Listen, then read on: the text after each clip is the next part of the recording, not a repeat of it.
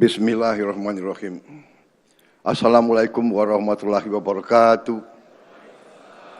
Salam sejahtera bagi kita sekalian. Shalom, Om Swastiastu. Namo Buddhaya, salam kebajikan, Rahayu Rahayu. Yang saya hormati Wakil Presiden Republik Indonesia, Saudara Gibran Rakabuming Raka, beserta Ibu Selvi Gibran Rakabuming Raka. Yang saya hormati Presiden ke-7 Republik Indonesia, Bapak Joko Widodo. Wakil Presiden ke-10 dan ke-12 Republik Indonesia, Bapak Haji Muhammad Yusuf Kalla. Wakil Presiden ke-11 Republik Indonesia, Bapak Budiono. Wakil Presiden ke-13 Republik Indonesia, Bapak Kiai Haji Profesor Ma'ruf Amin. Istri Presiden keempat Republik Indonesia, Ibu Sinta Nuriyah Abdurrahman Wahid. Istri Wakil Presiden ke-9 Republik Indonesia, Ibu Soraya Hamzahas. Para pimpinan lembaga tinggi negara, Ketua Majelis Permusyawaratan Rakyat Republik Indonesia, Saudara Ahmad Muzani, beserta para mantan ketua, para wakil ketua dan anggota MPR RI. Ketua Dewan Perwakilan Rakyat Republik Indonesia, Saudari Puan Maharani, beserta para mantan ketua, para wakil ketua dan para anggota DPR RI yang saya hormati.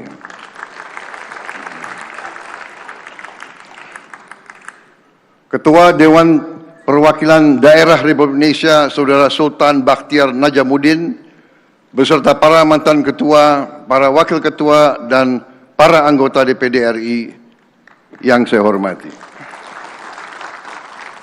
Ketua Mahkamah Agung Profesor Sunarto, Ketua Mahkamah Konstitusi Saudara Suhartoyo, Ketua Komisi Yudisial Saudara Abdul Khair Ramadan, Ketua Badan Pemeriksa Keuangan Saudari Isma Yatun, para Menteri Koordinator, para Menteri, para Kepala Badan, para Penasehat Khusus Presiden, Jaksa Agung, Kapolri, Panglima TNI, Kepala BIN, dan Kepala Staf Angkatan, serta seluruh anggota Kabinet Merah Putih yang saya banggakan. Yang terhormat para pimpinan partai politik, Ketua PDI Perjuangan diwakilkan Saudari Puan Maharani, Ketua Umum Partai Golongan Karya Saudara Bahlil Lahadalia,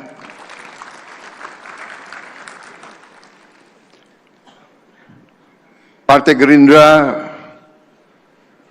saya sendiri, tapi juga hadir Ketua Harian Profesor Sufmi Dasko Ahmad, Ketua Umum Partai Amanat Nasional Saudara Zulkifli Hasan, Ketua Umum Partai Demokrat Saudara Agus Harimurti Yudhoyono, Ketua Umum Partai Kebangkitan Bangsa Saudara Abdul Muhaimin Iskandar, Presiden Partai Keadilan Sejahtera Saudara Ali Muzamil Yusuf, Ketua Umum Partai Nasional Demokrat Saudara Surya Dharma Paloh, para duta besar negara sahabat yang hadir, yang saya hormati para kepala daerah, para gubernur, para bupati, wali kota, dimanapun engkau berada, rekan-rekan pers media yang hadir, saudara-saudaraku sebangsa dan setanah air, seluruh rakyat Indonesia yang saya cintai dimanapun engkau berada. Pertama-tama sebagai insan yang bertakwa, marilah kita tidak henti-hentinya memanjatkan puji syukur kehadirat Tuhan yang Maha Besar, Tuhan yang Maha Esa, Allah SWT bagi umat Islam atas segala rahmat dan karunia-Nya yang diberikan kepada kita, atas kesehatan nafas yang masih kita nikmati, atas perdamaian yang diberikan kepada negara dan bangsa kita di tengah dunia yang penuh peperangan, pertikaian, konflik, dan ketidakpastian. Atas rahmat ilahi hari ini kita dapat hadir pada sidang tahunan MPR RI dan sidang bersama DPR RI dan DPD RI tahun 2026 dalam keadaan sehat, tidak kekurangan apapun, dan dengan penuh semangat cinta tanah air. Pagi ini saya kembali berdiri di aula yang terhormat ini, di aula yang sama tempat saya telah ucapkan sumpah sebagai Presiden Republik Indonesia dan Saudara Gibran Rakabuming Raka sebagai Wakil Presiden Republik Indonesia. Pada hari itu 20 Oktober 2024 di hadapan majelis terhormat, di hadapan seluruh rakyat Indonesia, dan yang paling penting di hadapan Tuhan yang Maha Kuasa, saya telah bersumpah akan menjalankan kepemimpinan negara dan bangsa dengan tulus dan jujur, mengutamakan kepentingan seluruh rakyat Indonesia, termasuk mereka yang tidak memilih saya. Untuk menunaikan janji-janji yang saya telah ucapkan dan menunaikan sumpah saya sebagai Presiden Republik Indonesia, saya telah pimpin pemerintahan Negara Kesatuan Republik Indonesia selama 21 bulan dengan 4 pedoman utama. Pertama, kami bekerja untuk menjaga dan melaksanakan perintah-perintah Undang-Undang Dasar Negara Republik Indonesia tahun 1945. Kedua, kami bekerja untuk menjaga, menjalankan, dan melindungi kepentingan inti nasional yang vital, the core and vital national interests. Hal ini termasuk menjaga dan mengelola dengan sebaik-baiknya kekayaan bangsa Indonesia agar dapat sepenuhnya dimanfaatkan untuk kemakmuran seluruh rakyat Indonesia. Ketiga, kami bekerja untuk mengatasi kesulitan rakyat dalam waktu yang sesingkat-singkatnya. Keempat, dalam bekerja kami selalu berorientasi kepada kepentingan rakyat dan kepentingan anak-anak mereka dan cucu-cucu mereka. Hari ini 21 bulan sejak sumpah itu saya ucapkan, saya kembali ke hadapan majelis ini. Saya kembali untuk menyampaikan apa yang telah kita kerjakan, apa yang mulai kita lihat hasil-hasilnya, dan apa yang masih harus kita selesaikan. Saya belum bisa mengatakan bahwa seluruh persoalan bangsa telah selesai, atau bahwa seluruh janji yang saya ucapkan telah tertunaikan. Belum.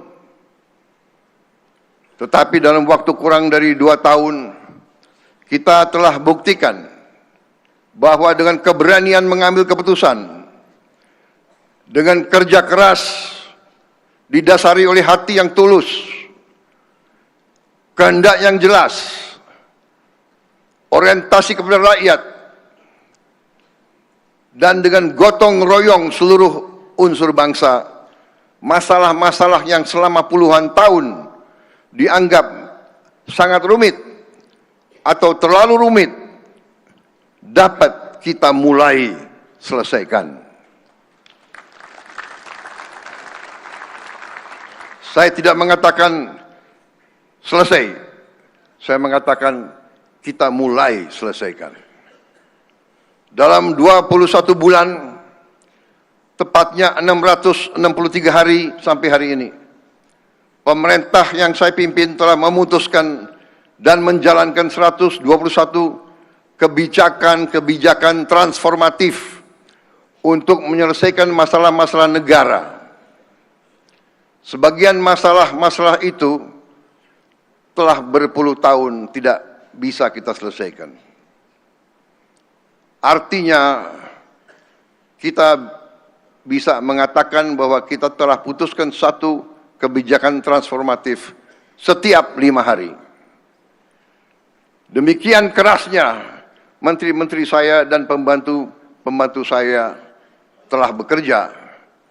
Beberapa di antara mereka terpaksa masuk rumah sakit. Ada yang pingsan, ada yang operasi, banyak yang kecapean. Saya berjanji kepada mereka bahwa dalam sisa masa jabatan saya ini, saya akan memberi lebih banyak waktu istirahat untuk mereka. Dan mereka menjawab, janji tinggal janji. Demikian bukti kesungguhan dari pemerintah yang saya pimpin. Menurut pembantu-pembantu saya, dalam kalender saya tidak ada hari merah. Yang ingin saya sampaikan, kita menerima amanah itu dengan penuh kehormatan. Tugas dari rakyat adalah kehormatan yang mulia bagi kita. Karena itu, kita akan bekerja dengan sekeras-kerasnya. Kita akan habis-habisan bekerja untuk rakyat dan bangsa kita. Dan karena kebijakan-kebijakan kita dan kerja keras kita, swasembada pangan yang dahulu kita targetkan tercapai dalam 4 tahun, ternyata berhasil kita capai dalam waktu 1 tahun.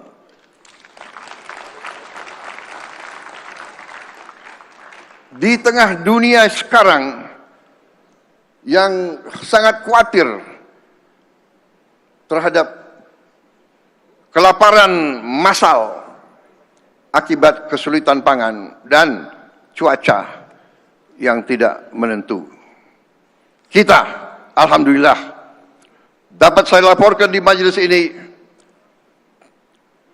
soal pangan, soal makanan untuk rakyat Indonesia, kita berada dalam keadaan aman dan kita akan mampu menghadapi tantangan-tantangan termasuk tantangan El Nino yang katanya tahun ini El Nino-nya akan berarti El Nino yang paling dahsyat. Kita telah mencapai itu dengan keberanian menghadapi masalah.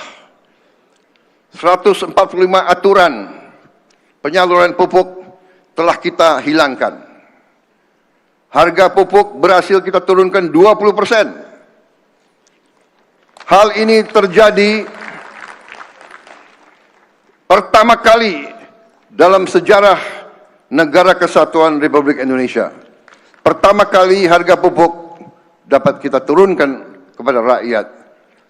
Tetapi pada saat yang bersamaan harga turun, tapi volume ketersediaan pupuk tambah untuk rakyat kita, saudara-saudara.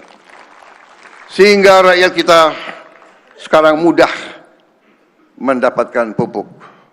Dan karena itulah produksi meningkat, dan karena itulah juga kita lebih cepat swasembada pangan. Dan pada saat yang bersamaan, keuntungan PT Pupuk Indonesia, perusahaan negara, BUMN, keuntungannya naik 252,8%. Harga pupuk turun, volume tambah, tapi keuntungan bagi PT Pupuk Indonesia naik 252,8%. Ini adalah akibat kerja tim yang membantu saya. Menteri Pertanian dengan seluruh jajarannya, para penyuluh pertanian, didukung oleh banyak kementerian lain, didukung oleh Pemda, didukung oleh TNI dan Polri. Semuanya ini dengan semangat gotong royong kita telah mencapai suatu prestasi yang diakui oleh dunia. Karena itu tahun ini kita sudah swasembada 8 komoditas pangan. Kita telah swasembada beras, swasembada jagung, swasembada gula konsumsi, daging ayam, telur ayam, bawang merah, cabai besar, dan cabai rawit. Saudara-saudara, kita masih belum swasembada daging, itu akan kita kerjakan, yang insya Allah bisa kita capai dalam 5 sampai 6 tahun ke depan. Janji swasembada energi sekarang sudah mulai kita wujudkan dengan pertama kali swasembada BBM jenis solar. Kita berhasil produksi diesel dengan B50 dari kelapa sawit. Sehingga mulai tahun ini, mulai 1 Juli 2026, kita tidak lagi mengimpor solar dari luar negeri. Dan kita berhasil menghemat devisa 170 triliun rupiah, sekitar 9,5 miliar dolar Amerika, tidak lagi harus kita kirim ke luar negeri. Saudara-saudara sekalian, janji makanan bergizi, bantuan sosial, dan hilirisasi tidak lagi menjadi rencana di atas kertas. Semuanya telah berjalan dan manfaatnya mulai dirasakan rakyat. Sekali lagi, ini bukan alasan untuk kita berpuas diri. Ini adalah rangsangan untuk kita bekerja lebih keras lagi.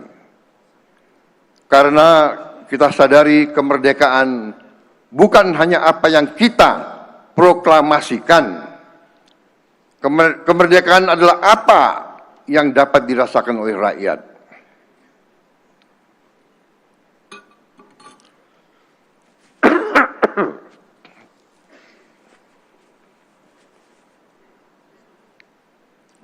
Maaf, mohon izin.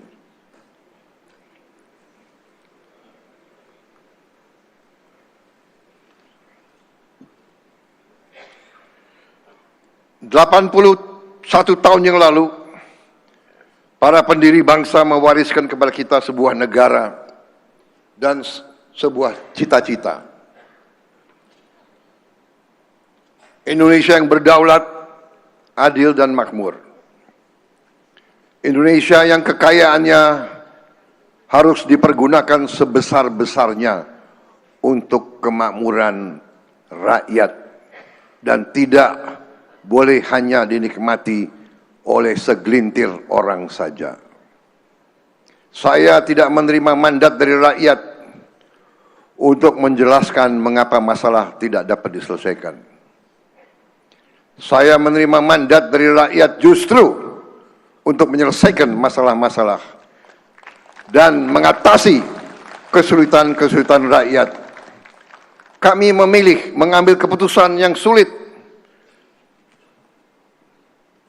pada hari ini daripada mewariskan masalah yang lebih berat lagi dan lebih rumit lagi kepada generasi-generasi penerus kita. Saudara-saudara sekalian, pembangunan bangsa bukan pekerjaan presiden seorang diri, bukan pekerjaan hanya pemerintah. Republik ini dibangun oleh kerjasama seluruh lembaga negara, pemerintah pusat dan daerah, serta seluruh elemen dari masyarakat, seluruh rakyat Indonesia. Saudara-saudara, MPR RI terus menjalankan perannya sebagai rumah kebangsaan, memperkuat literasi konstitusi, merawat Pancasila, Undang-Undang Dasar 1945, NKRI, dan Bhinneka Tunggal Ika. Demokrasi tidak boleh berhenti pada prosedur pemilihan. Demokrasi harus memenuhi hak dasar rakyat dan berpegang kepada semua pasal-pasal di Undang-Undang Dasar kita. DPR RI bersama pemerintah telah menyelesaikan dan mengundangkan 13 rancangan undang-undang sampai bulan Juli 2026. Salah satunya adalah Undang-Undang Nomor 2 Tahun 2026 tentang perlindungan pekerja rumah tangga. Pengakuan bahwa setiap pekerjaan memiliki nilai martabat dan setiap pekerja berhak untuk memperoleh perlindungan. DPD RI telah menghimpun 10.883 aspirasi dari 38 provinsi dan membawanya ke dalam dialog bersama pemerintah, dalam hal ini Bappenas dan kementerian-kementerian lainnya sebagai masukan bagi rencana kerja pemerintah 2027. DPD juga terus memperjuangkan rancangan undang-undang daerah kepulauan yang kini sudah masuk pembahasan tripartit bersama DPR dan pemerintah. Insya Allah akan selesai.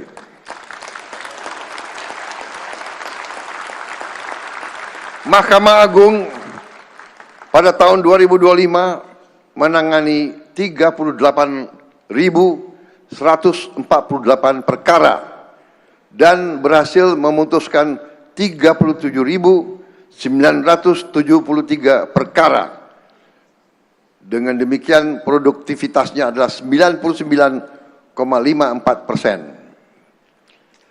Sebanyak 96,74% perkara diselesaikan dalam waktu kurang dari 3 bulan.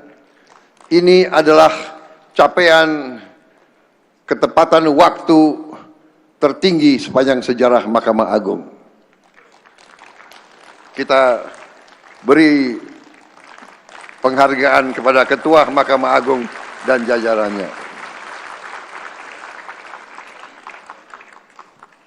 Sesungguhnya keadilan yang terlambat adalah ketidakadilan yang dipanjangkan. Mahkamah Konstitusi sepanjang 2025 telah menangani 701 perkara dan permohonan, termasuk 334 perselisihan hasil pemilihan kepala daerah. Sebanyak 598 perkara dan permohonan telah diputus. Sampai dengan 23 Juli 2026, 84,51% permohonan ke MK diajukan secara daring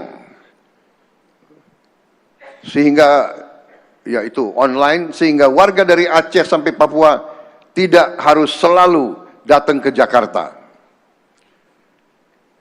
BPK menjaga agar setiap rupiah uang rakyat digunakan dengan benar dan tepat.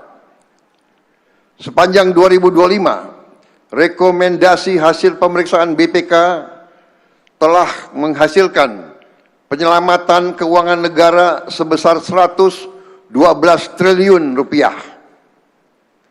Kepercayaan dunia kepada auditor Indonesia juga meningkat. BPK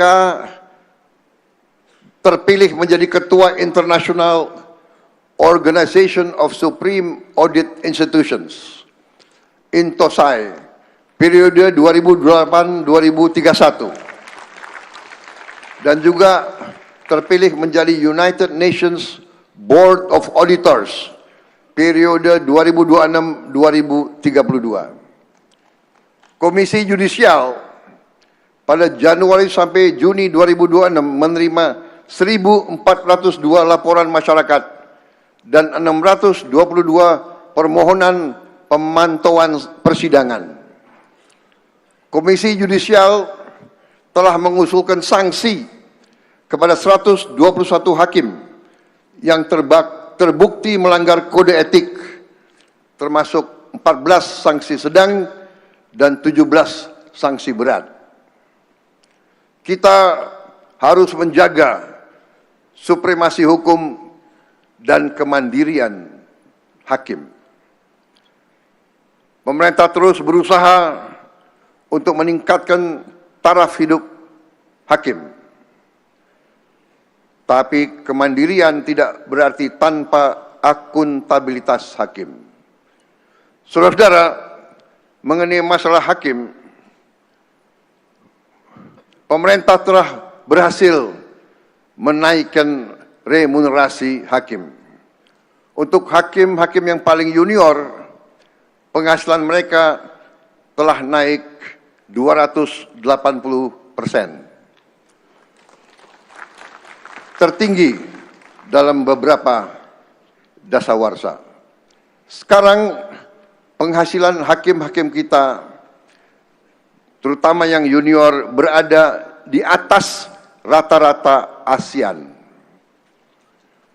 Bahkan Ketua Mahkamah Agung telah melaporkan kepada saya bahwa penghasilan Ketua Mahkamah Agung Republik Indonesia sekarang lebih tinggi dari penghasilan Ketua Mahkamah Agung Singapura.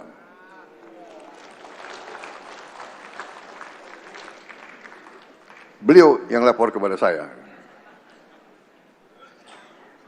Saudara-saudara sebangsa dan setanah air,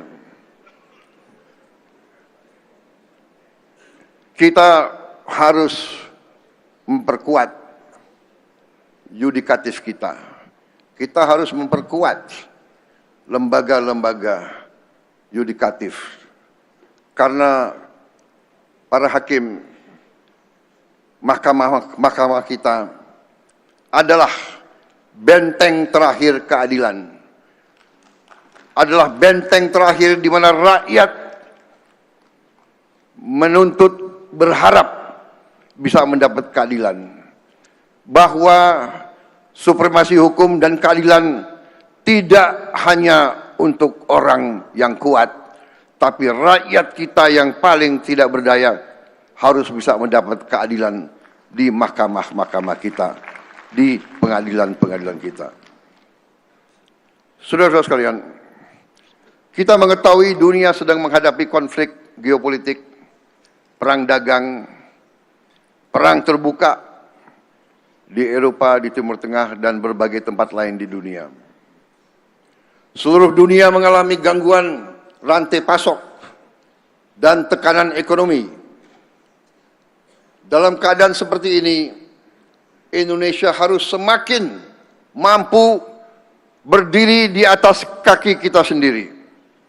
Kita harus bisa mandiri.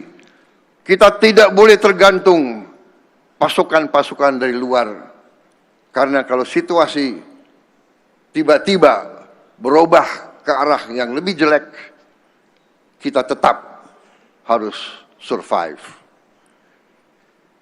Alhamdulillah karena kerja keras kita, karena kepercayaan rakyat kepada pemerintah, di tengah ketidakpastian global, investasi tetap tumbuh.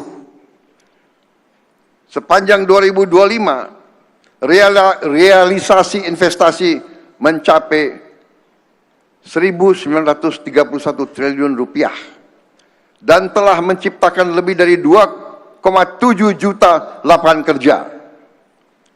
Pada semester pertama 2026 ini saja, realisasi investasi mencapai 1.010 triliun rupiah dan telah menciptakan lebih dari 1,4 juta lapangan kerja.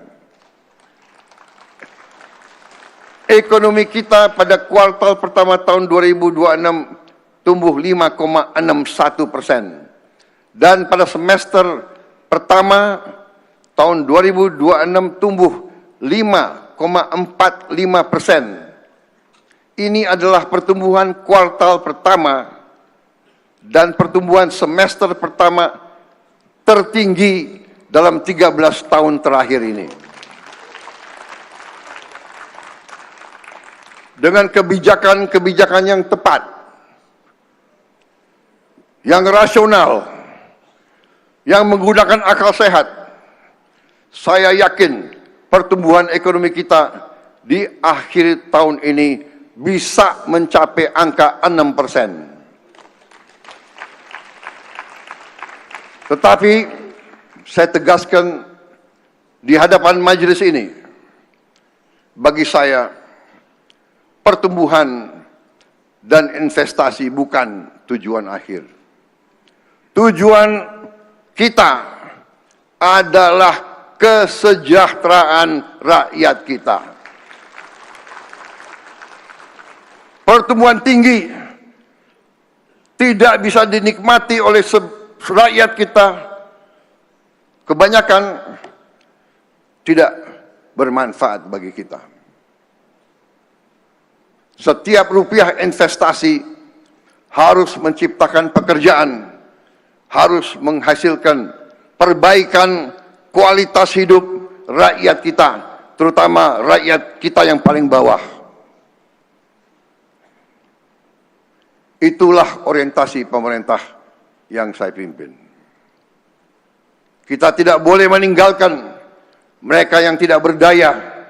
Kita tidak boleh membiarkan kelaparan ada di bumi Indonesia. Republik Indonesia, anggota G20, tidak pantas masih ada rakyat kita yang lapar. Saudara-saudara sekalian, bangsa yang kuat adalah bangsa yang mampu memberi makan rakyatnya sendiri. Ketika kami menerima mandat, petani masih menghadapi pupuk yang sulit diperoleh, harga gabah yang jatuh setiap saat panen, aturan yang berbelit-belit. Kita harus berani menghadapi kesulitan dan masalah ini. Dan dengan demikian, walaupun kita tidak menyalahkan siapapun, kita melangkah dengan mencari solusi. Birokrasi tidak boleh menghambat keputusan yang baik. Kita harus mengakui masalah bangsa kita adalah antara lain masalah birokrasi yang berbelit-belit. Birokrasi yang tidak bekerja dengan efisien. Para birokrat yang sering menggunakan jabatan dan wewenangnya untuk memperkaya diri, memperkaya keluarganya, dan memperkaya kelompoknya. Ini harus kita berantas.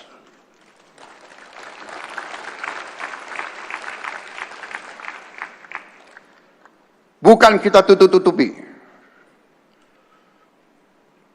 Era sekarang, era digital, era informasi.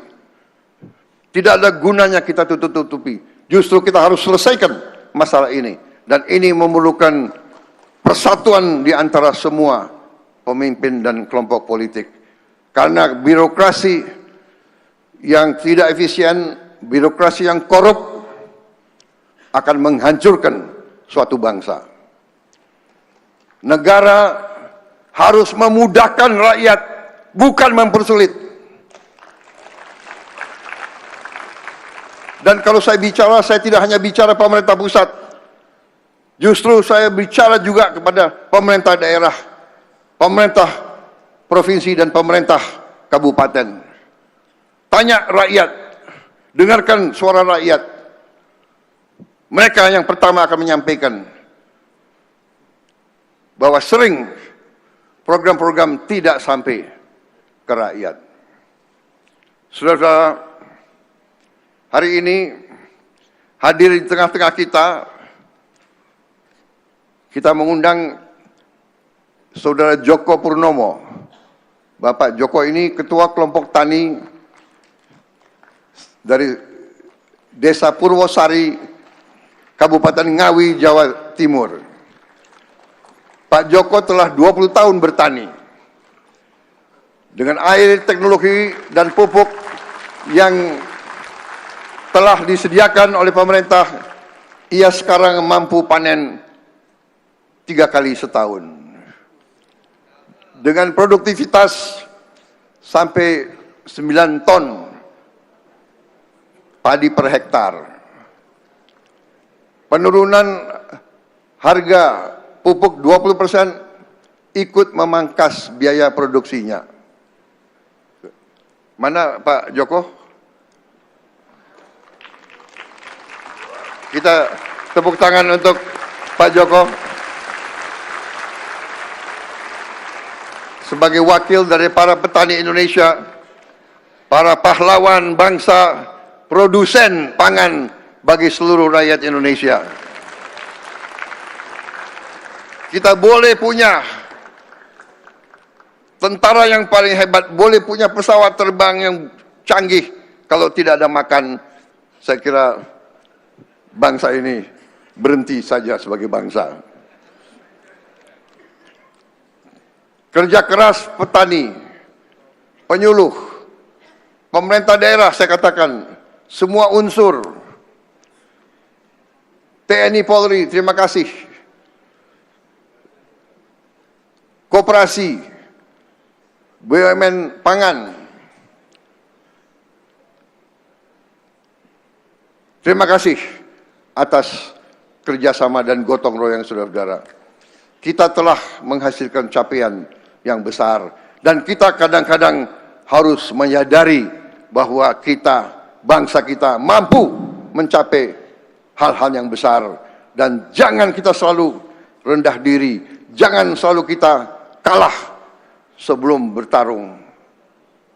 Saudara-saudara sekalian, dalam 1 tahun terakhir ini, Indonesia mencapai swasembada 8 komoditas pangan.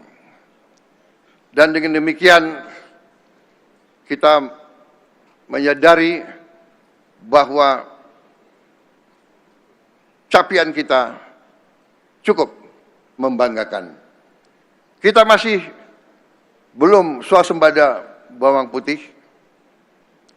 Kita berjuang agar dalam 3 tahun kita bisa mencapai swasembada bawang putih. Yang saya sebut tadi, daging masih belum, daging sapi yang belum, daging kerbau juga belum, tapi daging ayam sudah. Pada dasarnya sebetulnya untuk protein sebenarnya kita sudah swasembada, yaitu protein dari ikan, protein dari telur, protein dari daging ayam. Saudara-saudara, di hari ini tadi sudah saya menyampaikan penghargaan khusus kepada mereka-mereka yang telah bekerja keras sehingga kita bisa mencapai swasembada pangan ini. Saudara-saudara, selain itu, kita juga telah berhasil mencapai capaian-capaian berarti di sektor-sektor lain.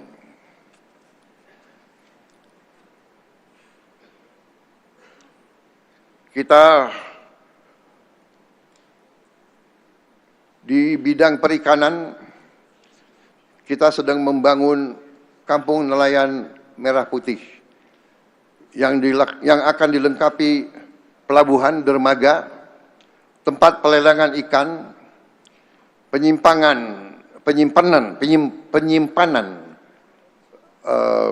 ruang dingin, bengkel, pengolahan hasil laut, perumahan, dan fasilitas sosial.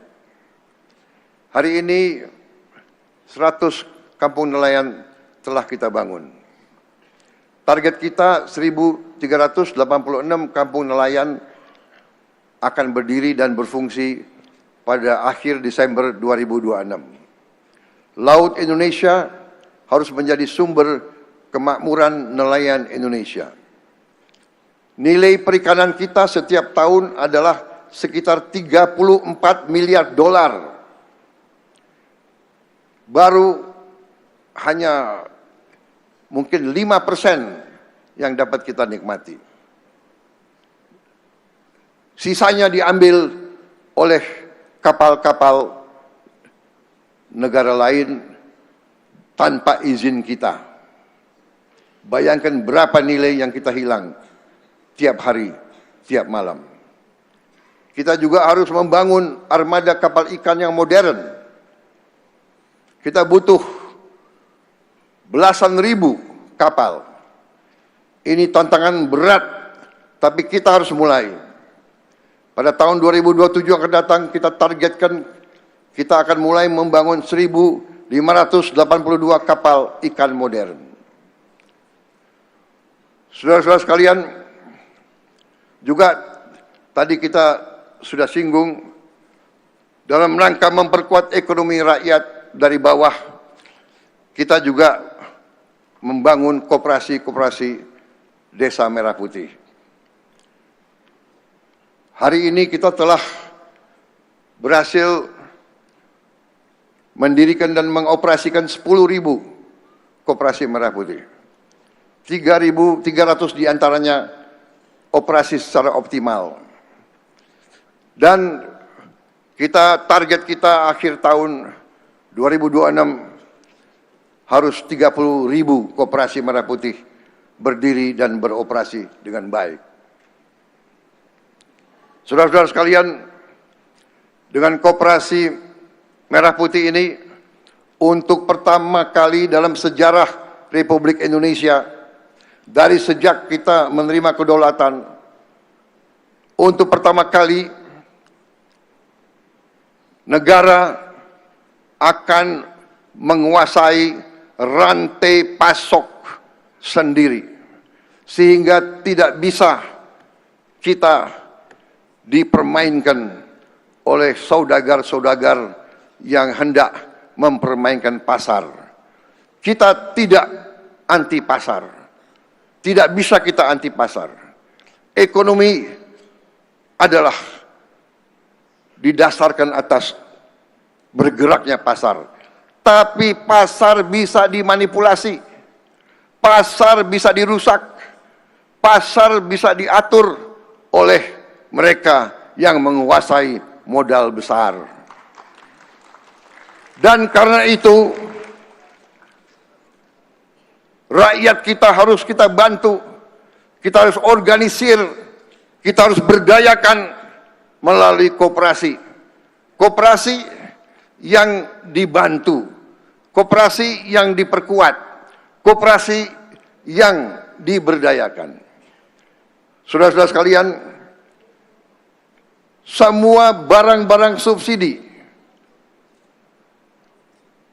akan disalurkan melalui koperasi Merah Putih, sehingga barang-barang subsidi tidak boleh dan tidak bisa diperdagangkan.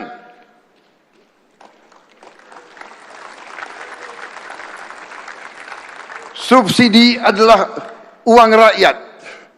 Barang yang disubsidi, disubsidi oleh uang rakyat, untuk rakyat, dan bukan dagangan. Saudara-saudara, BUMN adalah milik seluruh rakyat Indonesia. BUMN tidak boleh milik direksi, bukan milik komisaris, bukan pula sumber dana bagi penguasa.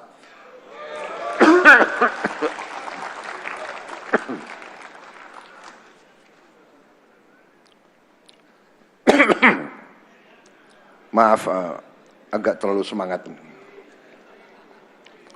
Ketika kita bentuk Danantara, ya itu adalah dana kedaulatan kita, Sovereign Wealth Fund.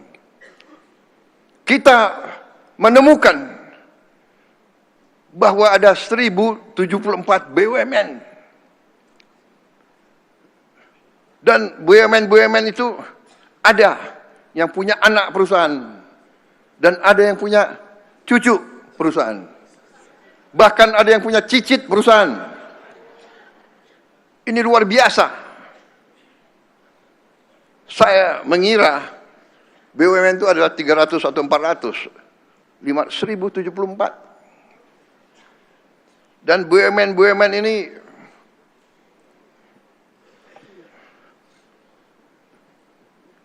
kadang-kadang bekerja seenaknya, tidak bertanggung jawab kepada bangsa, kepada negara. Pemerintah tidak dianggap. Saya tidak paham bagaimana bisa terjadi seperti ini.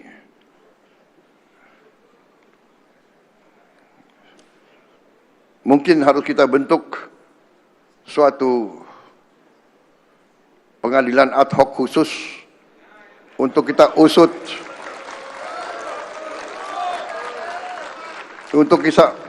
pengurus-pengurus direksi 30 tahun ke belakang mungkin. Tapi saya juga akan menghadapi majelis, saya akan menghadapi DPR, saya akan minta kalau perlu kita memberi juga peluang semacam amnesti khusus untuk mereka yang tobat, mereka yang sadar, mereka yang mengakui. Nah, ini saya serahkan kepada wakil-wakil rakyat untuk memutuskan.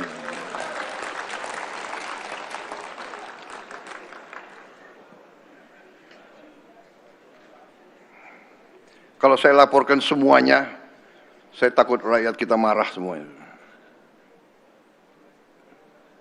Saudara-saudara, terlalu banyak BUMN yang tidak produktif. Rugi terus, laporannya untung. Ngarang aja itu, untungnya itu. Kita kena masalah.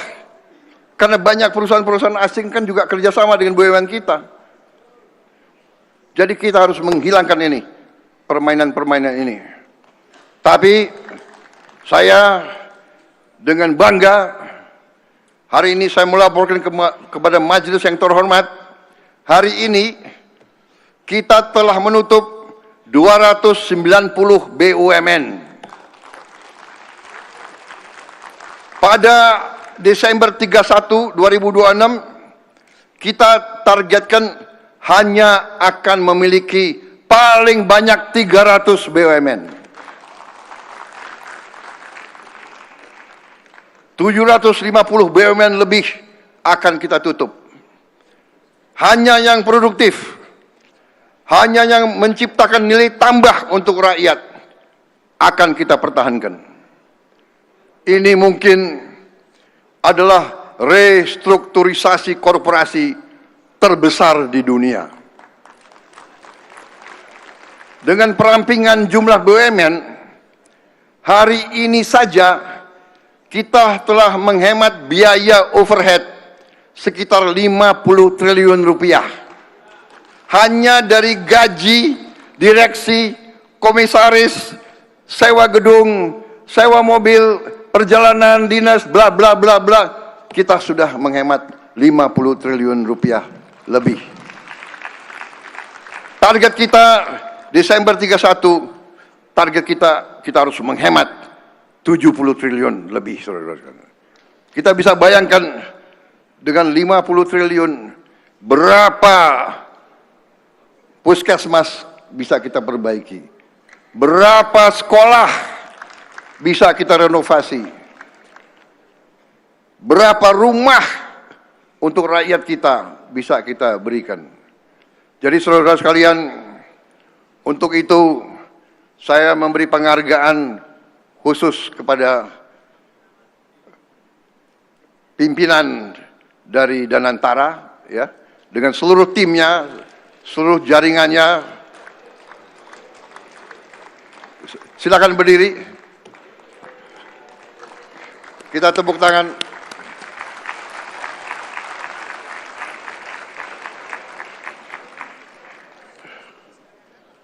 Juga tim pertanian, tim ekonomi, saya minta berdiri semua.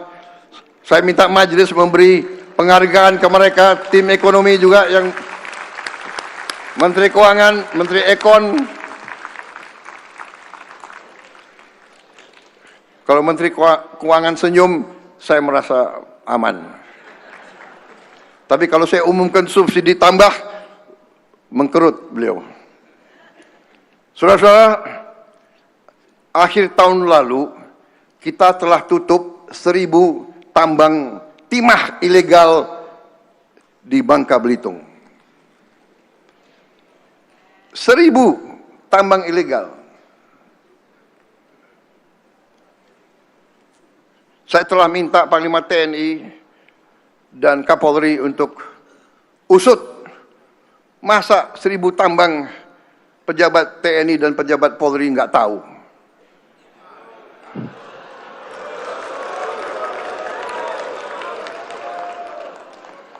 Kapolri dan Panglima TNI, ya, usut. Untuk apa negara kasih pangkat, kasih jabatan mereka-mereka kalau nggak bisa tertibkan ini? Saya bicara atas nama rakyat Indonesia. Ini wakil-wakil rakyat semua di sini.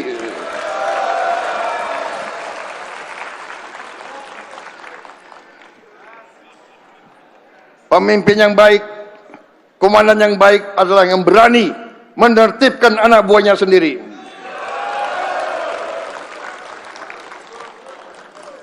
Kadang-kadang kita sedih. Anak buah yang kita sayang, yang baru saja kita beri bintang, naikin pangkat, harus kita tindak. Tapi demi rakyat, demi negara, demi bangsa, harus kita lakukan.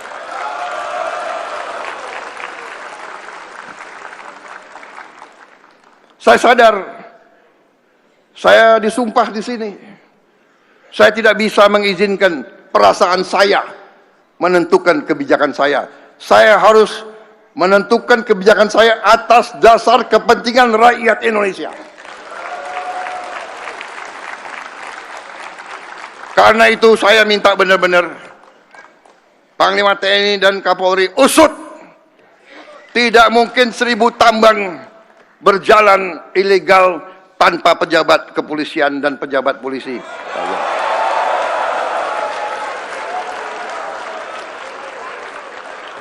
Tapi Menteri Keuangan usut bea cukai juga.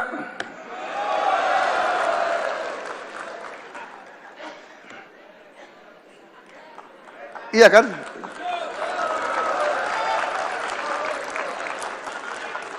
Bakamlah, tugasmu jaga itu penyelundupan. Kenapa masih banyak penyelundupan di situ? Saudara-saudara, ya, nggak ada masalah.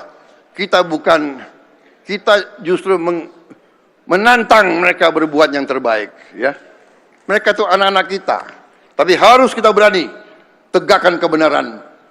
Rakyat kita sekarang tidak mau terima ketidakadilan, tidak mau melihat lagi penyelewengan. Mereka bukan bodoh, mereka pinter.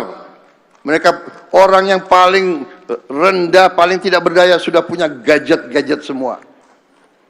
Saudara-saudara, bayangkan dalam 6 bulan tahun 2026 ini PT Timah telah mencapai keuntungan 2,7 triliun rupiah. 9 kali lebih tinggi dibandingkan periode yang sama tahun lalu. Saudara-saudara sekalian. Artinya naik 900%. Dalam 6 bulan naik keuntungan 900%. Karena PT Timah adalah TBK. PT Timah valuasinya sekarang naik 280% di bulan Agustus 2026 dibanding Agustus 2025 yang lalu. Saudara-saudara, mungkin yang punya saham di PT Timah berarti kekayaannya naik 300%. Sayang Kepala BP Danantara tidak memberi proyeksi kepada kita. Kalau enggak kita borong itu saham PT Timah. Pembenahan BUMN kita lakukan secara besar-besaran. Di 6 bulan pertama tahun 2026 ini, untung bersih PT Semen Indonesia naik 408,9%. 400%. Untung bersih PT Pupuk Indonesia naik 252,8%. Untung bersih PT Pertamina naik 86%. Untung bersih Pegadaian naik 84,4%. Saudara-saudara, untung bersih Pelindo naik 60,4%. Dan untung bersih PTPN naik 54,4%. Garuda Indonesia yang hampir dipilotkan, yang pesawatnya adalah puluhan pesawat di grounded, tidak bisa mereka perbaiki. Kini kita berhasil reaktivasi pesawat-pesawat yang grounded. Per bulan Juni 2026, total pesawat yang berhasil kita reaktivasi bertambah 20 pesawat sehingga menjadi 140 pesawat. Garuda Indonesia yang sudah sekian tahun rugi, sekarang sudah ada harapan untuk kembali untung. Kalau kemarin tidak terjadi perang di Timur Tengah, sesungguhnya bulan Juli ini Indonesia sudah untung. Kita sekarang berharap di awal tahun 2027 mereka sudah mulai untung. Saudara-saudara, saya juga ingatkan di sini bahwa kita tidak mau toleransi dengan permainan angka, dengan laporan palsu. Kita harus dapat angka-angka yang benar, angka yang tepat, walaupun kadang-kadang pahit. Kita telah mengoreksi laporan keuntungan dari banyak BUMN. Setelah kita koreksi, hasil BUMN tahun 2024 menjadi 186 triliun rupiah. Dividen BUMN di tahun 2024 adalah 85,5 triliun rupiah. Karena perbaikan-perbaikan yang kita kerjakan, pada tahun 2025 keuntungan BUMN mencapai 326 triliun rupiah. Naik 75,3% dari 2024. 326 triliun rupiah ini adalah keuntungan tanpa permainan angka. Dividen BUMN yang disetor tahun 2025 mencapai 142,3 triliun. Naik 67% dari tahun 2024. Namun, tentu lebih tepat angka dividen BUMN dilihat secara net dengan penanaman modal negara atau PMN yang diberikan dari APBN ke BUMN pada tahun yang sama. Pada tahun 2024, dividen BUMN dikurangi PMN adalah 53 triliun rupiah. Tahun 2025, dividen BUMN dikurangi PMN adalah 138 triliun rupiah. Naik 160%. dividen BUMN di tahun 2026 ini diproyeksikan kembali naik sampai dengan 200 triliun tanpa ada PMN. Artinya dari 2024 ke 2026 naik dari 53 triliun rupiah ke 200 triliun rupiah, atau bisa dikatakan 4 kali lebih besar. 400% meningkatnya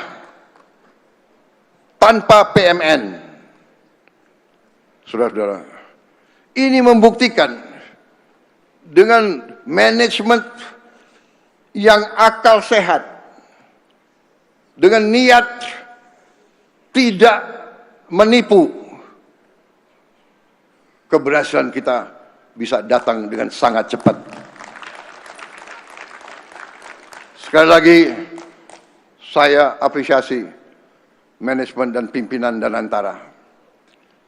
Saya kira pantas ini pimpinan Danantara nanti mendapat bintang kehormatan yang pantas di suasana Hari Kemerdekaan ini. Apakah majelis menyetujui? Pantas tidak mereka menerima tanda kehormatan? Pantas tidak?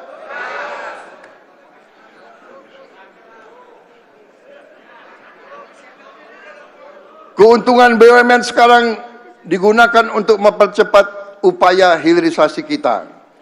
Dengan Danantara kita sudah groundbreaking 13 proyek hilirisasi pada tanggal 6 Februari 2026 dan 13 lagi proyek hilirisasi pada tanggal 29 April 2026. Proyek-proyek seperti pengolahan batu bara menjadi DMA menggantikan LPG, hilirisasi tembaga dan emas, pengolahan garam industri, smelter alumina menjadi aluminium, menghasilkan puluhan ribu lapangan kerja. Belum lagi proyek-proyek waste to energy yang telah juga kita mulai. Keuntungan BUMN juga sekarang kita gunakan untuk mempercepat upaya downstreaming kita dengan juga upstreaming. Kita juga akan membeli perusahaan-perusahaan terbaik di dunia untuk kita bisa dapat teknologinya, kita bisa dapat IP-nya, kita bisa dapat manajemen yang terbaik, kita bisa dapat pasarnya, kita bisa dapat pengalaman mereka, sehingga nanti ekonomi kita akan kuat. Saudara-saudara, sebagai contoh untuk meningkatkan hasil daging kita, kita perlu sapi yang banyak. Ya, dengan itu kita bisa mendapatkan teknologi cloning. Dengan cloning kita bisa memperbanyak kita punya ternak. Kita juga telah membangun Bank Emas Indonesia. Kita ingin emas Indonesia tidak hanya ditambang di negeri ini, tapi disimpan, diperdagangkan, dan diberi nilai tambah di negeri orang lain. Hari ini, dengan adanya Bank Emas yang baru beroperasi 1 tahun, Bank Emas kita di Pegadaian dan di Bank Syariah Indonesia sudah mengelola 153 ton emas dengan nilai sekitar 360 triliun rupiah atau sekitar 20 miliar dolar Amerika Serikat. Kekayaan Indonesia harus memperkuat tabungan, pembiayaan, dan perekonomian Indonesia. Maaf, saya mohon izin.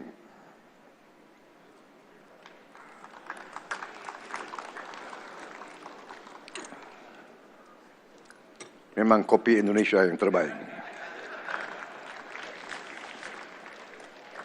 Daerah-daerah penghasil kopi pasti mendukung saya.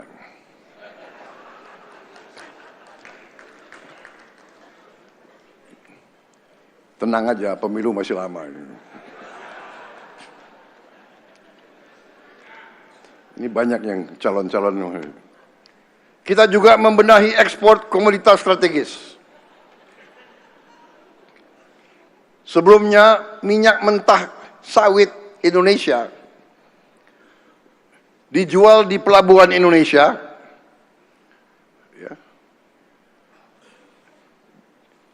dijual sekitar Rp15.000 per kilogram, sementara harga di bursa Rotterdam, Belanda, harganya Rp27.000 per kilogram. Padahal di Belanda 1 hektar pun nggak ada kebun kelapa sawit. Artinya, sesungguhnya kita telah hilang 50% nilai komoditas kita. Karena itu, pada tanggal 20 Mei 2026, Hari Kebangkitan Nasional kita, di aula terhormat ini, di hadapan majelis terhormat ini, saya telah mengumumkan pembentukan PT Danantara Sumber Daya Indonesia atau PT DSI sebagai pintu tunggal processing ekspor komoditas milik Indonesia. Ya. Saya ulangi, processingnya bukan bahwa satu PT yang akan menguasai komoditas dan mengekspor, tidak. Tapi sekarang kita bisa monitor berapa yang muat di atas kapal, berapa ton, berapa yang dilaporkan di atas kertas, berapa yang sampai ke tujuan ekspor. Kita tidak ingin laporan yang satu berbeda dengan laporan di negara tujuan. Sejak mulai beroperasi pada tanggal 1 Juni 2026, hanya dengan 3 komoditas, ya, batu bara, kelapa sawit, dan besi baja, ya, fero, ya, fero. Dalam waktu 2 bulan 13 hari, DSI sekarang telah mengelola devisa ekspor senilai 14 miliar dolar dari hanya 3 komoditas strategis. Lebih dari 6.000 transaksi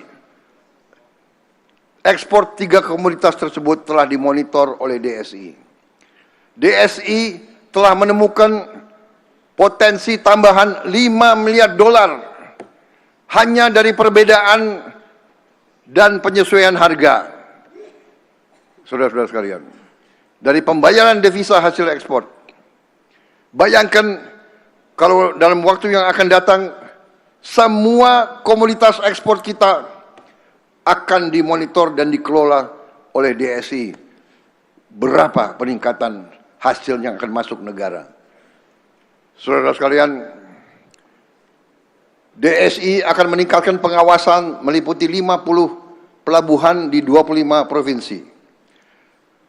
Dan sebagaimana saya katakan, DSI akan mengelola semua komoditas ekspor strategis kita, tidak hanya 3. Kita tidak ingin lagi bangsa Indonesia dicurangi. Kekayaan Indonesia tidak boleh memperkaya segelintir orang dan meninggalkan rakyat kita hidup susah. Ini bukan saja tidak adil, ini bukan sikap negara yang pandai. Saudara, barang kita, milik kita, orang lain yang tentukan harganya.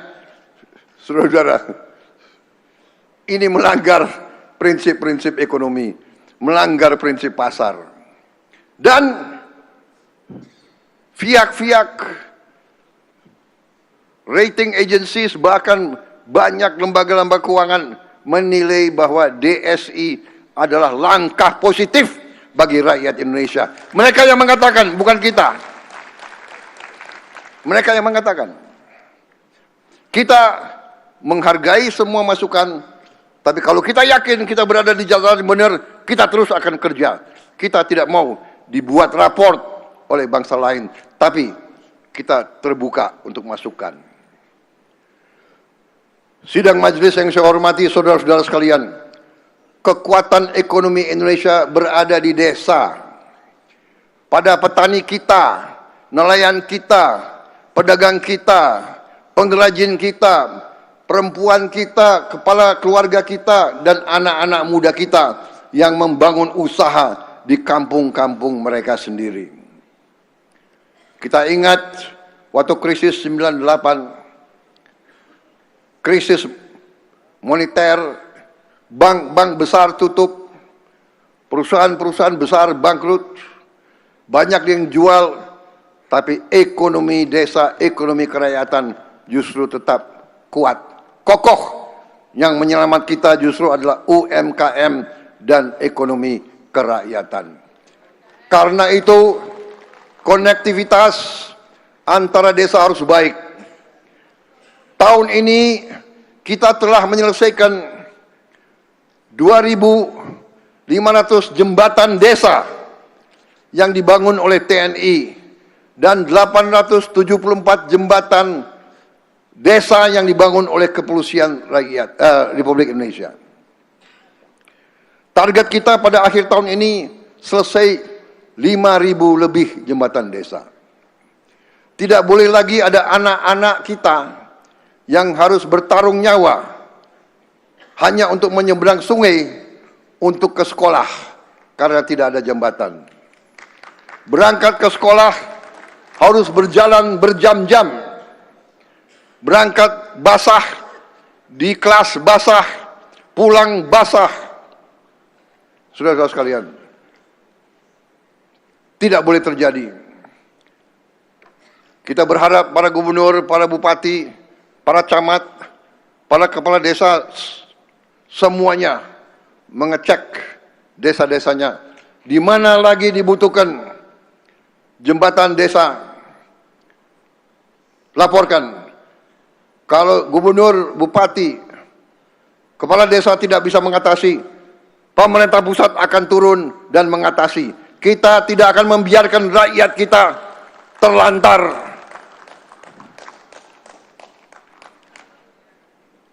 Juga ibu-ibu kita, petani-petani kita, tidak boleh berjam-jam menuju pasar mereka.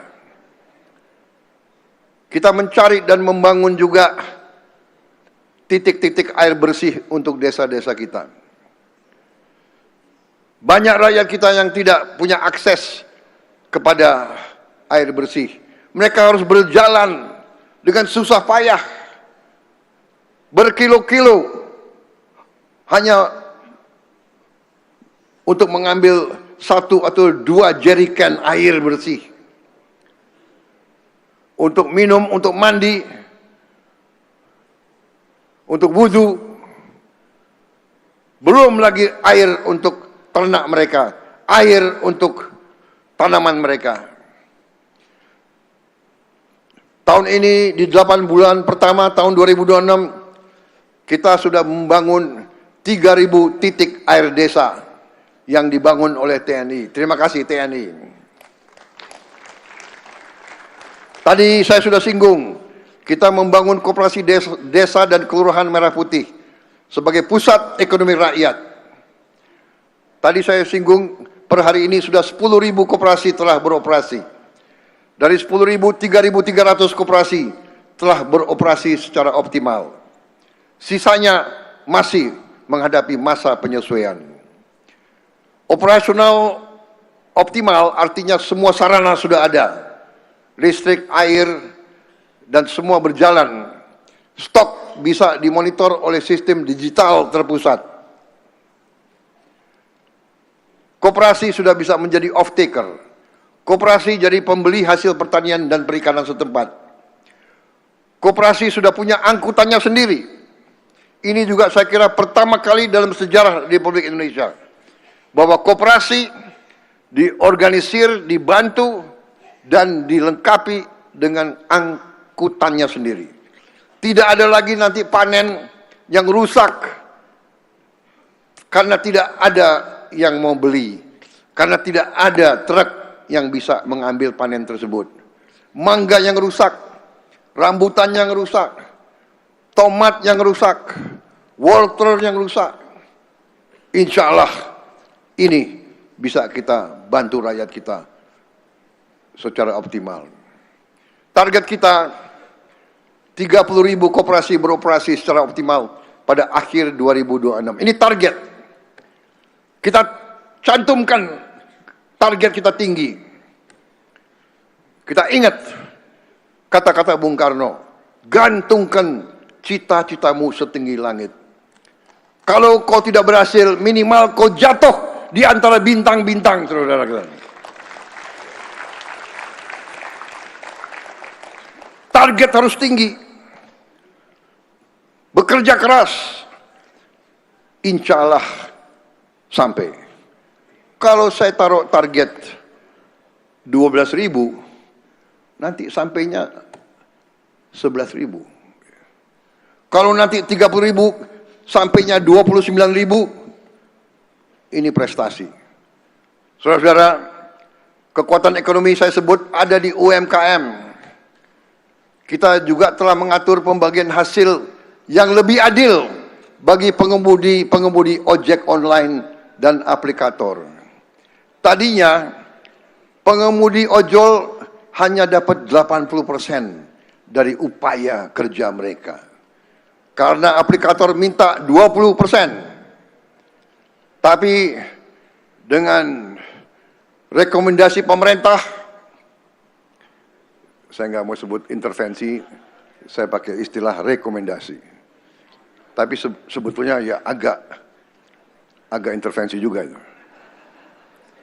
Para pengemudi sekarang mendapatkan 92% dari jerih payah mereka. Dan banyak pengemudi melaporkan penghasilan mereka naik signifikan. Ada yang naik 2 kali, bahkan ada yang mengatakan dia naik 3 kali. Saudara-saudara. Saudara-saudara sekalian, kita juga menggerakkan ekonomi hijau. Sistem registrasi unit karbon untuk pertama kali kita berlakukan di Indonesia.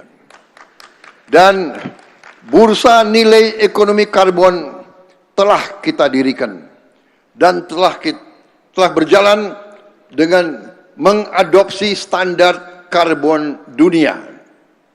Hutan yang kita jaga, hutan lindung, semua hutan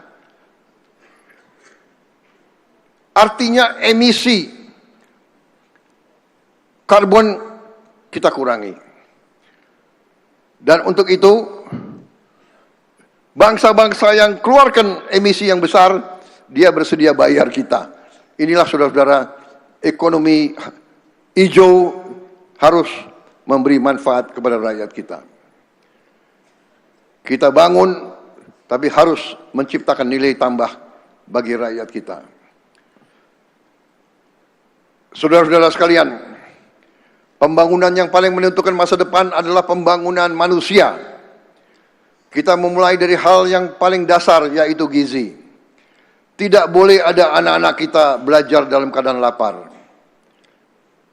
Tidak ada anak yang dapat belajar dengan baik apabila ia lapar. Mungkin sebagian di antara kita tidak akan pernah melihat atau merasakan anak-anak yang tidak makan pada pagi hari ini. Tapi itulah kenyataan yang kita hadapi dan kita laksanakan program MBG ini untuk mengatasi itu. Untuk mengatasi stunting yang masih dialami oleh anak-anak kita di beberapa tempat setinggi 25% anak-anak kita. 1 dari 4 anak Indonesia ada yang mengalami stunting. Sel otak tidak berkembang dengan baik. Sel otot tidak berkembang dengan baik. Sel tulang tidak berkembang dengan baik. Saudara-saudara sekalian, untuk jadi buruh pelabuhan saja, ia mungkin tidak akan sanggup. Untuk jadi petani, buruh tani saja, mungkin dia juga tidak akan sanggup. Kita tidak boleh menerima 1 dari 4 anak Indonesia mengalami stunting. Kita tidak boleh menerima itu. Dan karena itu, saya bertekad teruskan program MBG, tapi dengan perbaikan, dengan efisiensi. Saya menilai mereka yang mau korupsi dari makan untuk anak-anak ini adalah orang-orang biadab. Ini adalah orang-orang yang tidak pantas kita hormati.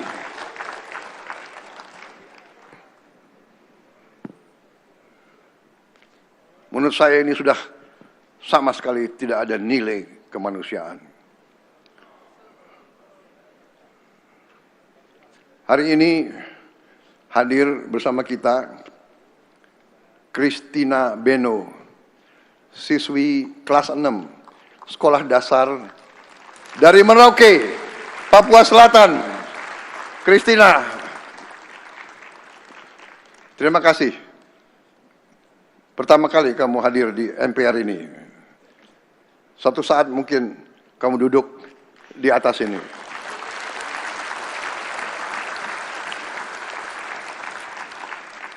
Sekarang sudah ada Menteri ESDM dari Papua. Kita tidak tahu suatu saat anak Papua akan memimpin negeri ini. Kita tidak tahu. MBG telah membantu Christina menjadi lebih bugar, lebih fokus, dan lebih rajin hadir di sekolah.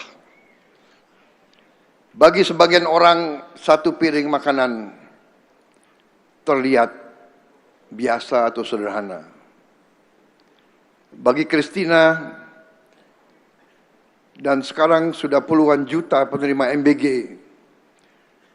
setiap hari sekolah, satu piring makanan adalah tenaga untuk belajar, protein untuk tumbuh badan yang sehat, sel otak yang sehat, sel tulang yang sehat, sel otot yang sehat.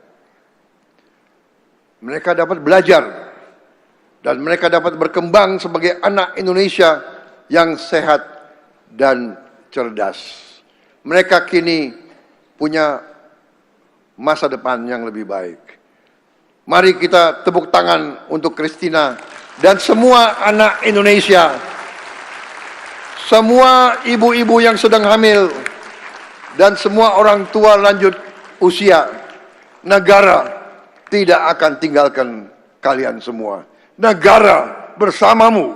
Negara akan hadir bersamamu. Itu janji kita semua di majelis ini. Memberi makan bergizi saja kita sadar tidak cukup. Anak-anak kita harus memperoleh pendidikan yang baik. Karena itu kita jalankan program perbaikan sekolah terbesar dalam sejarah kita. Sampai tahun ini kita telah perbaiki lebih dari 71.744 sekolah. Tahun lalu 17.000, tahun ini 71.000 lebih. Tahun depan target kita 100.000.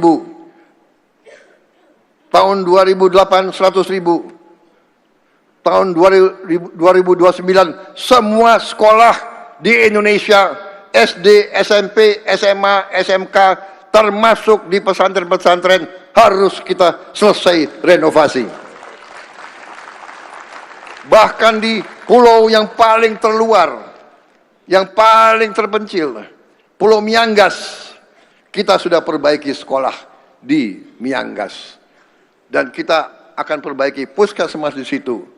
Dan sekarang sudah ada satgas khusus untuk pulau-pulau terluar dan terpencil.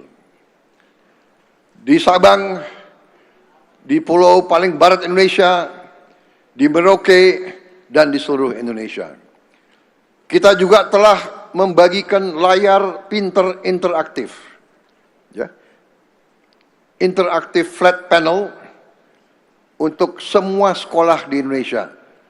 Tahun lalu kita berhasil membagikan satu layar setiap sekolah. Desember 31 kita akan membagikan tambahan 3 layar setiap sekolah. Artinya setiap sekolah di Indonesia akan memiliki 4 ruang kelas yang dilengkapi dengan layar pintar interaktif. Artinya, guru-guru kita dimanapun punya akses kepada kurikulum, akses kepada konten, di hampir semua bidang yang ada di kurikulum pendidikan sekolah di Indonesia dan di luar Indonesia. Mereka bisa mengulang-ulangi pelajaran.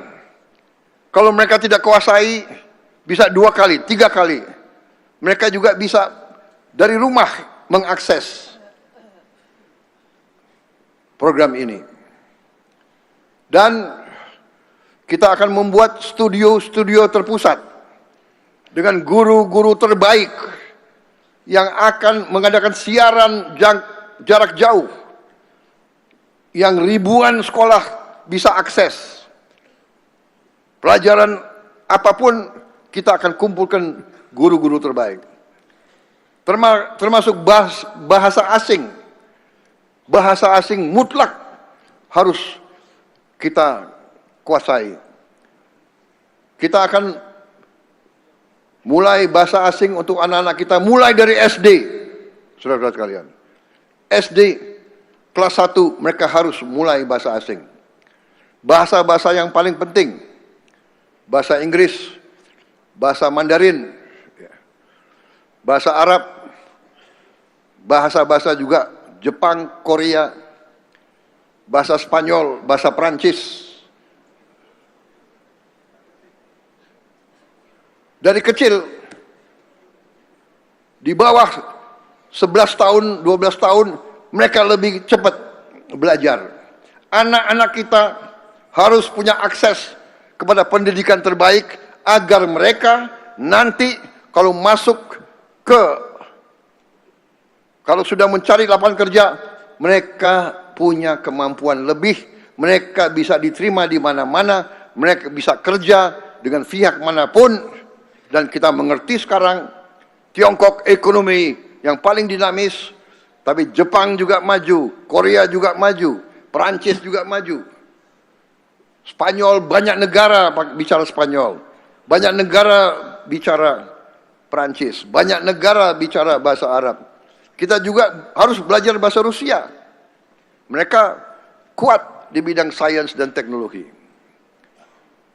Saudara-saudara, sekarang banyak negara di mancanegara kekurangan tenaga kerja. Setiap pemimpin saya ketemu bertanya, bisa enggak tenaga kerja dari Indonesia? Mereka perlu untuk kerja di bidang pariwisata. Pariwisata ya harus bisa belajar bahasa. Mereka butuh di rumah sakit mereka. Mereka butuh perawat. Mereka butuh caregiver. Harus bisa bahasa. Dan orang Indonesia dikenal ramah, ulet, dan sopan. Karena itu tenaga kerja kita diharapkan nanti bisa menjadi kompetitif di dunia, memperkuat ekonomi Indonesia. Saudara-saudara sekalian,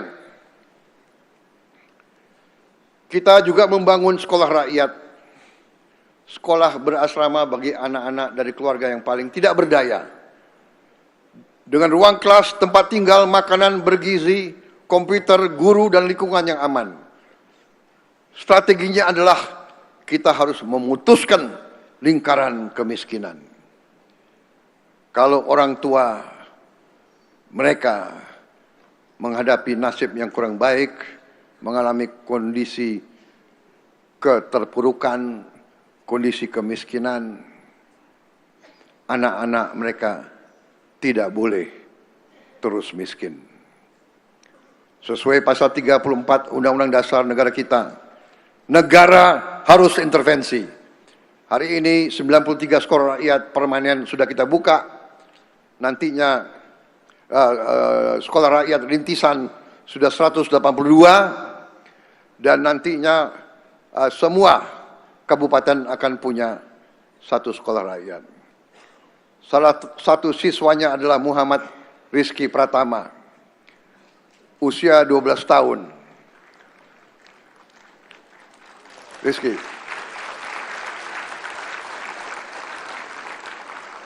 Rizky pernah mengayuh sepeda puluhan kilometer sambil membawa sekitar 30 kilogram ikan untuk dijual. Bayangkan, Rizky berdiri lagi. Bayangkan badan seperti ini, naik sepeda membawa 30 kilo ikan. Luar biasa kau, Rizky. Kau anak yang baik.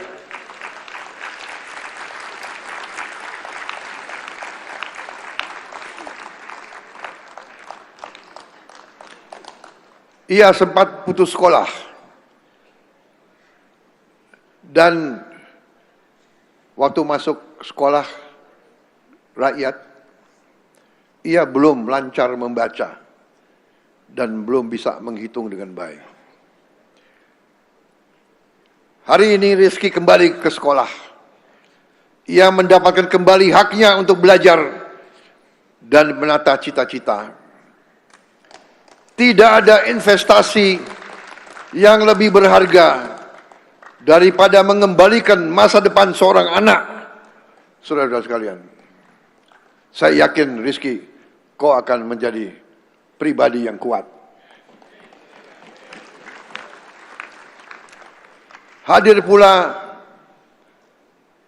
Citra Nur Ramadhani dari Kabupaten Pangkajene dari Provinsi Sulawesi Selatan. Ketika kelas 4 sekolah dasar, Citra hampir putus sekolah karena harus membantu ibunya berjualan kacang. Ayahnya telah wafat dan ibunya penyandang disabilitas. Sekolah rakyat memberi Citra kesempatan untuk belajar tanpa meninggalkan keluarganya menghadapi perjuangan sendiri. Citra pun kemarin berhasil menjadi juara karate tingkat kabupaten.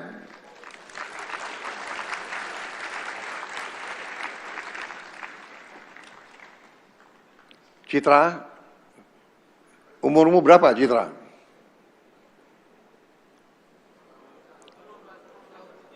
10 tahun. Ya, nanti 10 tahun lagi lah kau boleh pacaran.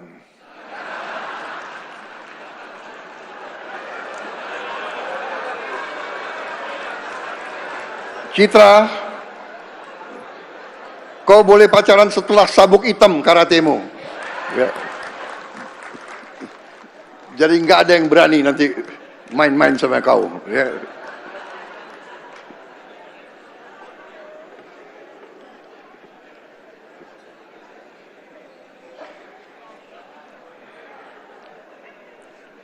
Kemarin saya juga mendapat kabar 7 siswa sekolah rakyat di Makassar berhasil menang Olimpiade Nasional Indonesia ke-15 di bidang matematika, biologi, bahasa Indonesia, sejarah, dan sosiologi. Juga ada Ismi Ulfaidah dari Sekolah Rakyat Poliwari Mandar, Sulawesi Barat, yang berhasil terpilih menjadi Paski Braka Nasional.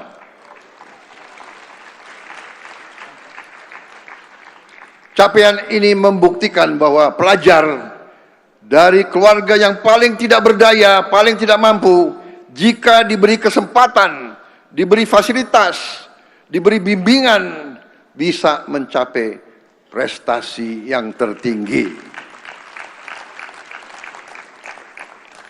Rizky, Citra, dan seluruh siswa-siswi rakyat, sekolah rakyat dimanapun kalian berada,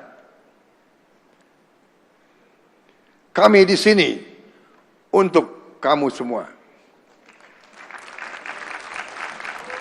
kami semua di sini untuk memastikan bahwa kamu punya masa depan, kamu punya kesempatan yang baik.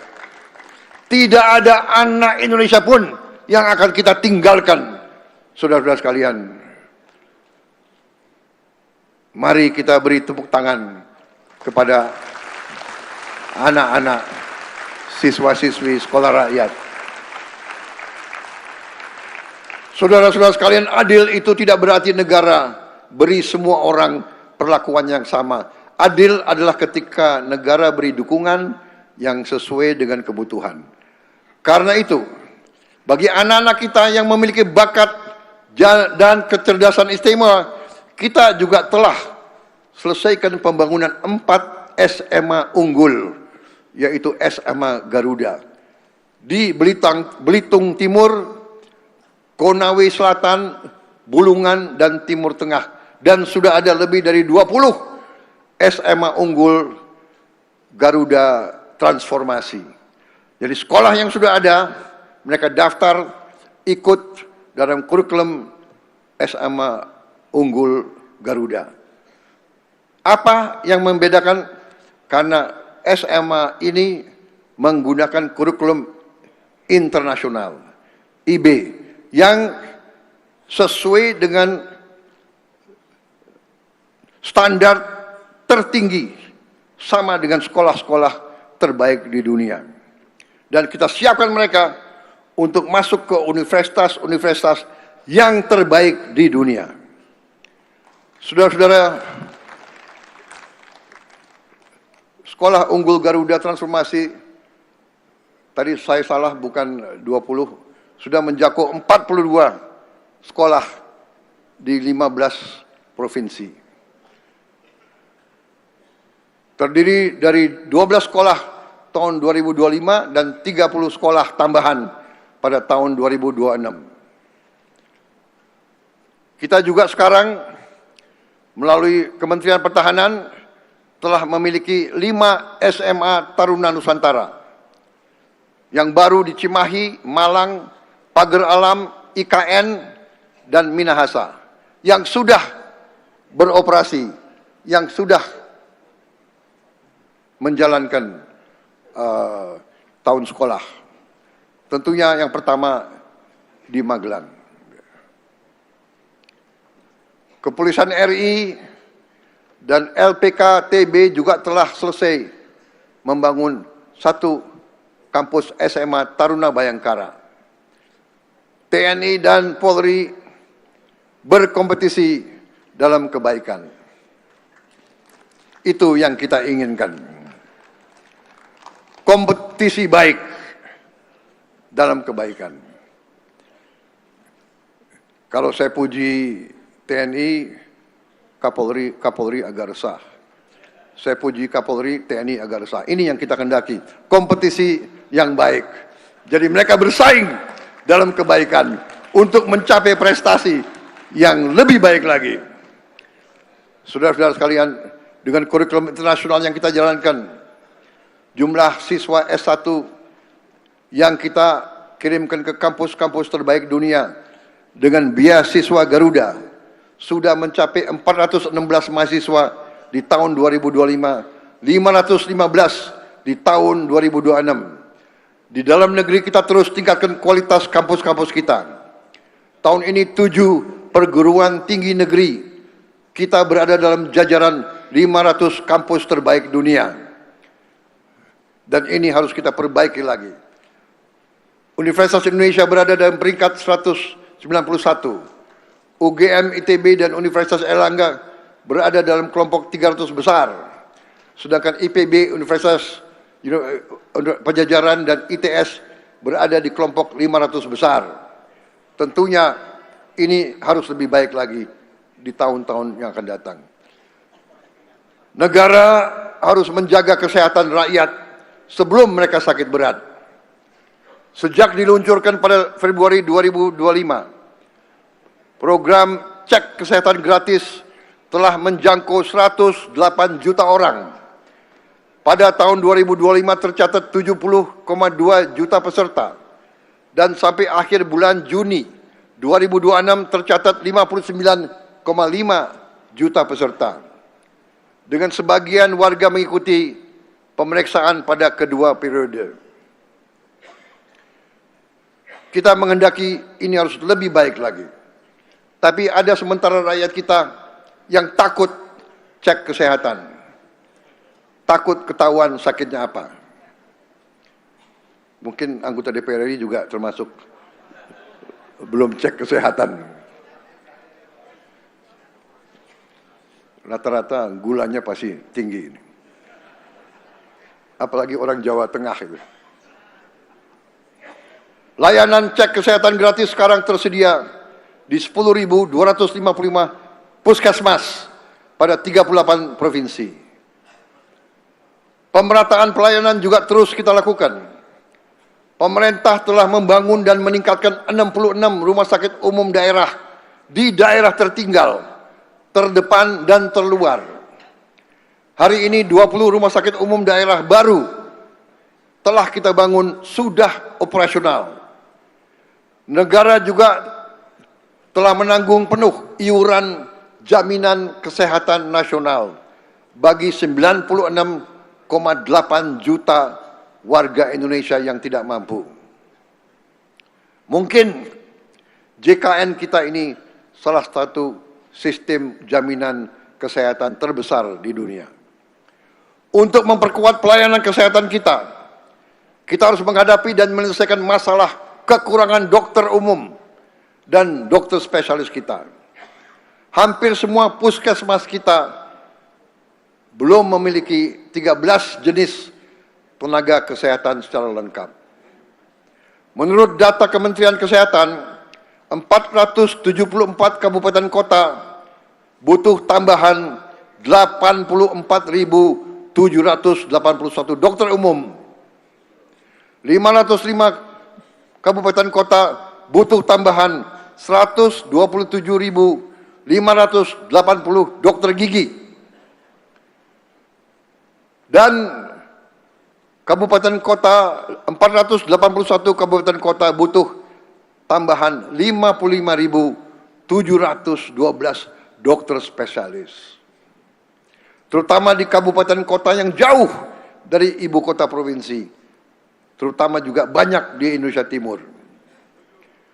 Untuk itu, selama 21 tahun terakhir, pemerintah telah membuka 9 fakultas baru serta 170 program studi spesialis dan subspesialis, baik yang berbasis perguruan tinggi maupun berbasis rumah sakit. Kita menghadirkan program studi spesialis untuk pertama kali di 11 provinsi untuk mengejar kebutuhan dokter umum, dokter gigi, dan dokter spesialis kita. Saudara-saudara sekalian, untuk itu kita harus mencari solusi. Kita harus memperbanyak dokter-dokter spesialis dan dokter-dokter gigi dan dokter-dokter umum kita. Karena dari kerusakan gigi bisa menghasilkan kerusakan organ-organ lain di tubuh itu.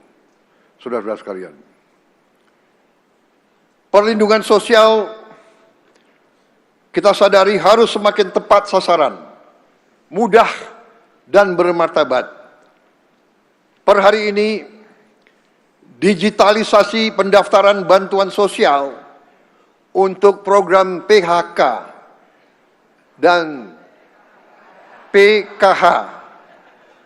Tadi saya minta maaf, izin minum kopi lagi.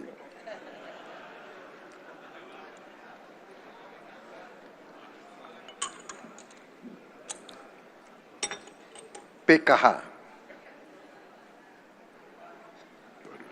Sembahyang Jumat ini.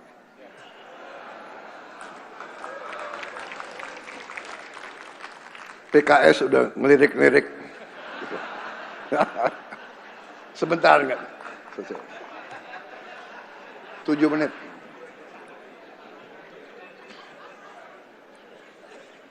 Telah berjalan di 153 kabupaten dan kota. pada 38 provinsi.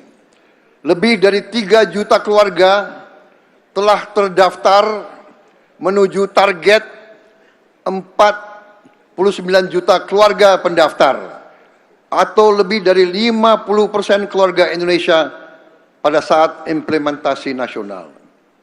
Sebelumnya, keluarga tidak mampu harus mengeluarkan Rp150.000 untuk perjalanan, dokumen, fotokopi, dan waktu kerja yang hilang.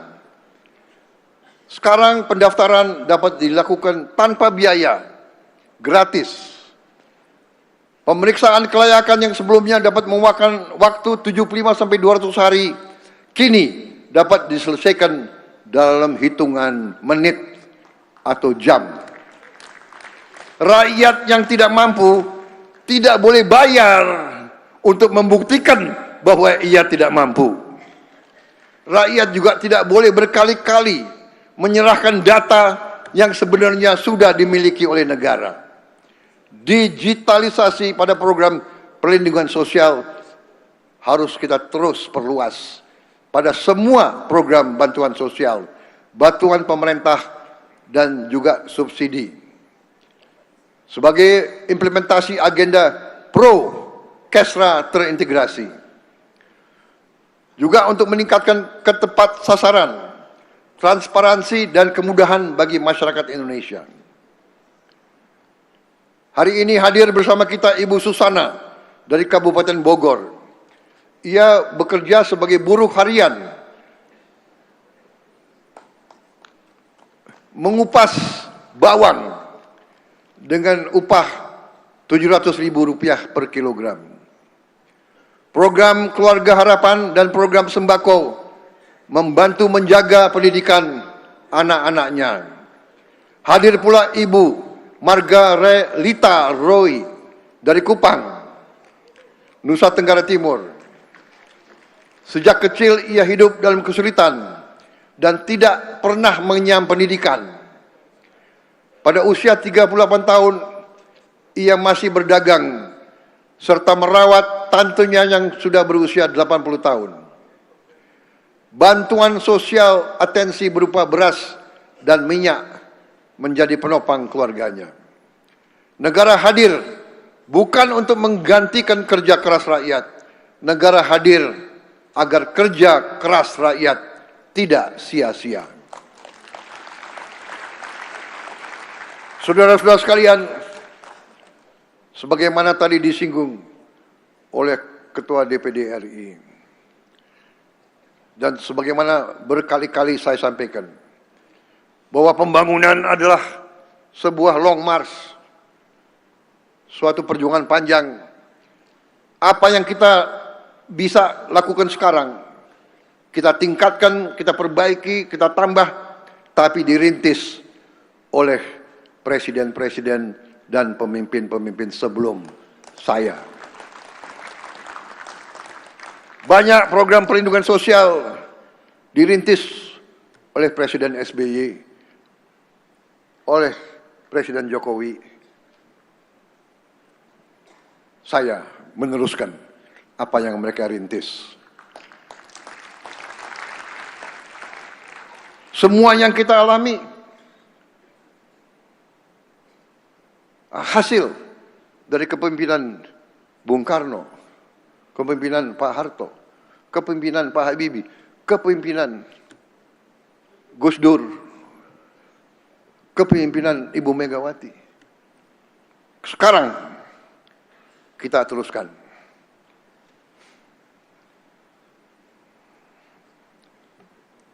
Ya, saya mengerti, saya sudah diingatkan. Saat ini 11.40, azan Jumatan 12.00. Sebentar lagi. Rumah bukan sekedar bangunan. Rumah adalah tempat keluarga berlindung, tempat anak belajar, dan keluarga bertumbuh. Tahun 2026 sampai 30 Juni, pemerintah telah menyalurkan bantuan stimulan perumahan swadaya, bantuan renovasi rumah bagi 83.907 rumah. ini masih jauh dari sasaran kita. Kita harus bekerja keras untuk tambah. Juga kita telah bantu pembelian rumah murah dengan program FLPP dan sekarang sudah menjangkau hampir 100.000 rumah. Kredit program perumahan telah menjangkau 90.878 debitur. Hadir bersama kita hari ini Ibu Telma Humena dari kota Manado. Rumahnya dahulu memiliki fondasi rapuh, dinding lantai dan atap yang rusak. Melalui BSPS keluarganya dapat memperbaiki rumah itu.